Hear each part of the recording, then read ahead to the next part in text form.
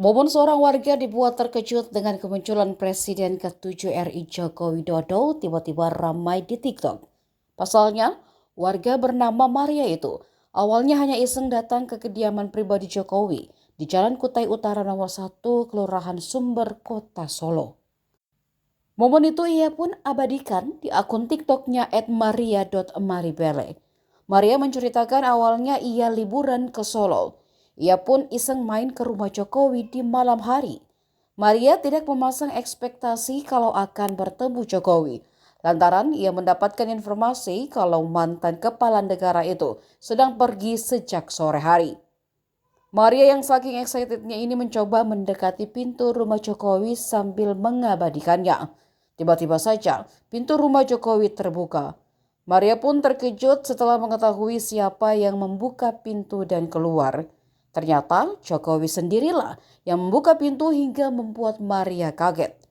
Ia bersama keluarganya yang lain sontak saja histeris. Dalam keterangannya ia sampai menangis karena tak menyangka bakal bertemu Jokowi. Maria lalu bersalaman dan tak lupa minta foto bersama. Ia juga diberikan kaos. Rumah Jokowi kini memang seperti jadi destinasi wisata baru di Kota Solo. Banyak warga yang dari luar Solo jika berkunjung tak lupa mampir ke rumah Jokowi. Dalam momen libur Natal dan Tahun Baru 2025 saja, banyak wisatawan yang datang ke Kota Solo sengaja singgah ke rumah Jokowi.